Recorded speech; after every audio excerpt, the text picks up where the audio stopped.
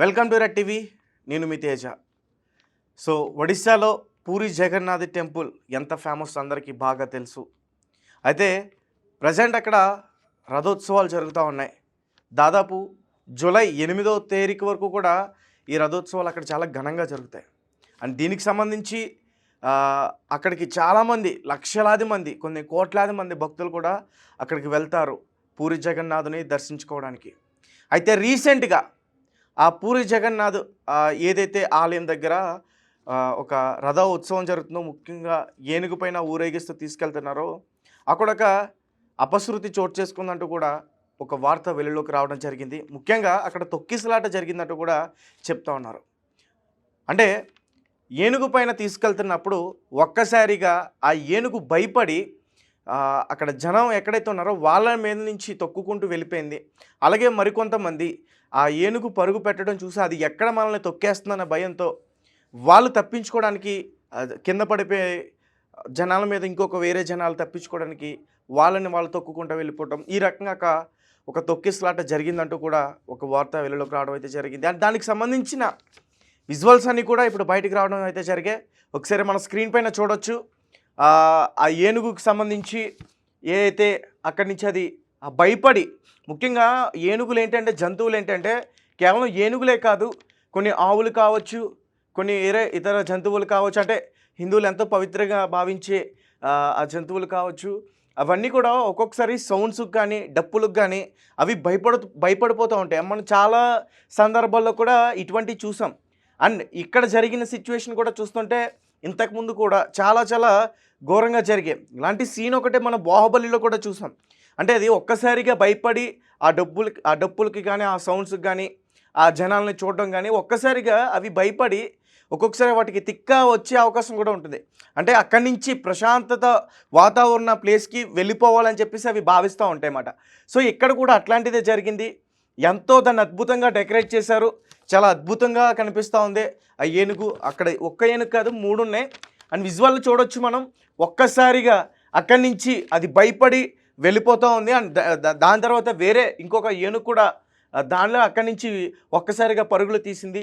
And విజువల్లో మనకి క్లారిటీగా కనిపిస్తుంది. అక్కడ భద్రతగా ఉన్న ఆ కానిస్టేబుల్స్ కూడా ఆ ఏనుగు కాలు కింద పడిపోయేవాడు. ఆయన అదృష్టం బాగుండి ఆయనకి ఏం కాలేదు, ఆయన ప్రాణాలతో బయటపడ్డాడు. అండ్ ఇలా ఈ ఇన్సిడెంట్ జరగడం వల్ల ఒక తొక్కిసలాట జరిగిందనే ఒక వార్త వెలుగులోకి రావడం, అండ్ ఇందులో గాయపడిన చాలామందిని కూడా హాస్పిటల్కి తరలించారంటూ కూడా చెప్తా ఉన్నారు. అండ్ ప్రజెంట్ వాళ్ళ సిచ్యువేషన్ కూడా బాగానే ఉంది. ఎవరికి కూడా ఇటువంటి ప్రాణహాని జరగలేదు, అంటే ఎవరు కూడా మరణించలేదు. ఇది అంటే ఒక శుభ కార్యక్రమం ఇది. ఆ జగన్నాథుడు ఖచ్చితంగా ప్రతి ఒక్కరికి రక్ష కల్పిస్తాడు ఖచ్చితంగా. ఎందుకంటే ఈ జగన్నాథ రథయాత్రకి ఎక్కడి నుంచో వస్తారు లక్షలాది మంది, కోట్లాది మంది భక్తులు జగన్నాథుని పూజించడానికి ఎక్కడెక్కడి నుంచో కూడా వస్తూ ఉంటారు. అండ్ పూరి జగన్నాథ్ టెంపుల్ గురించి మనందరికీ బాగా తెలుసు.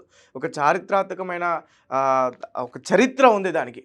అలాగే మరీ ముఖ్యంగా అలాగే ఇప్పుడు ఈ ఏనుగుల పైన బలరాముని అలాగే సుభద్రని వీళ్ళందరినీ కూడా ఊరేగించుకుంటూ జూలై 8వ తారీఖు వరకు కూడా చాలా ఘనంగా ఈ రథయాత్ర అనేది జరుగుతూ ఉంటుంది.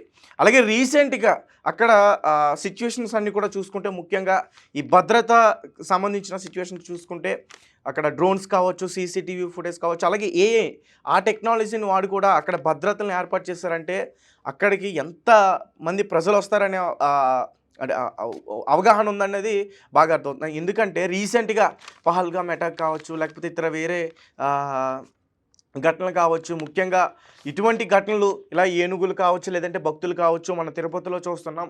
అలాగే చాలా ప్రసిద్ధి చెందిన ఆలయాల్లో కూడా ఆ భక్తులు ఒక్కసారిగా రద్దీ పెరిగిపోవడంతో అక్కడ తొక్కిసలాట జరగడం, కొంతమంది ప్రాణాలు కోల్పోవటం, ఇలాంటివన్నీ కూడా ఎక్కువగా జరుగుతూ ఉన్నాయి. సో రీసెంట్గా జరిగిన ఏదైతే పుష్కరాలు ఉన్నాయో వాటిలో కూడా ఇటువంటి ఘటనలు చాలా జరిగాయి.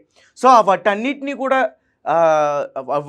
కూడా చూసి ఒక అవగాహనతో ఈ జగన్నాథుని రథయాత్రలో ఈ శుభ కార్యక్రమంలో ఎటువంటి అపశృతి చోటు చేసుకోకూడదు, ఎవరికి కూడా ఎటువంటి ప్రమాదం కాకూడదనే ఒక మంచి నిర్ణయం తీసుకుని దాదాపు 250 డ్రోన్లు పెట్టారు, 250 సీసీటీవీ ఫుటేజ్లు పెట్టి ప్రతిదీ కూడా క్షుణ్ణంగా అక్కడ భద్రతను ఏర్పాటు చేసి ప్రతిదీ కూడా పరిశీలిస్తూ ఉన్నారు.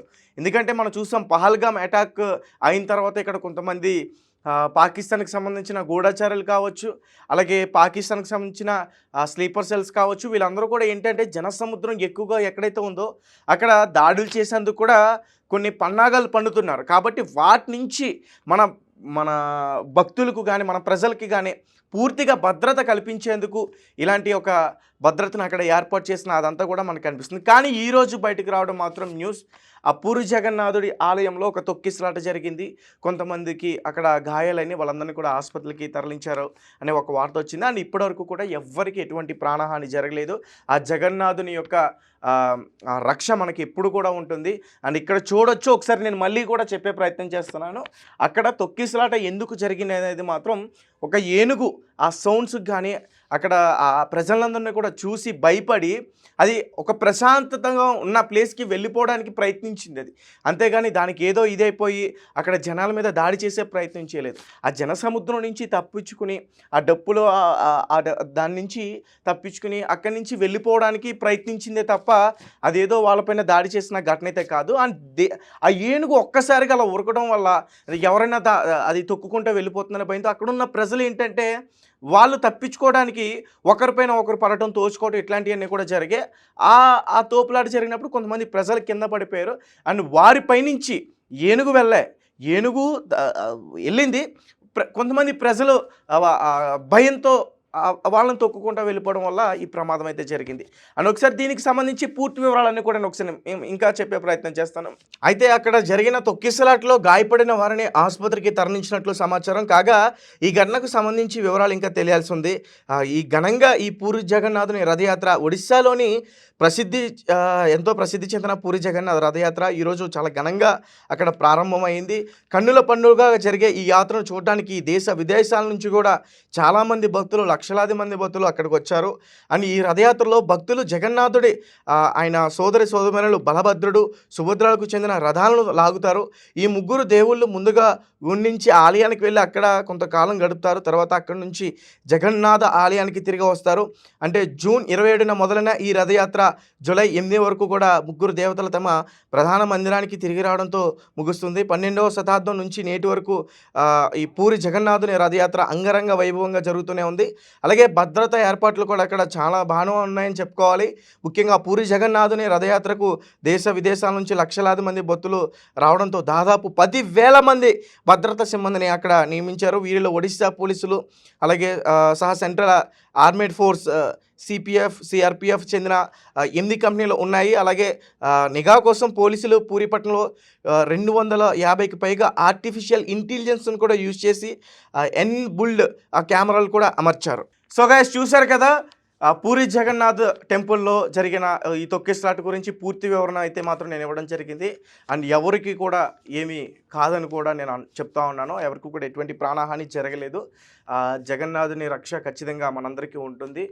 దయచేసి మీ యొక్క విలువైన కామెంట్ని దీనిపైన మీరు ఎలా స్పందిస్తారనేది మా కామెంట్ రూపంలో తెలియపరచండి. అండ్ ఇంకా ఎలాంటి భద్రత తీసుకుంటే బాగుంటుంది, అలాగే ముఖ్యంగా ఇలాంటి ఏనుగుల్ని తీసుకొచ్చినప్పుడు కూడా ఇంకా ఎలాంటి భద్రతని ఏర్పాటు చేస్తే బాగుంటుంది అనేది మాత్రం మీరు మా కామెంట్ సెక్షన్లో కామెంట్ చేసే ప్రయత్నం చేయండి. Thank you for watching. Thank you so much.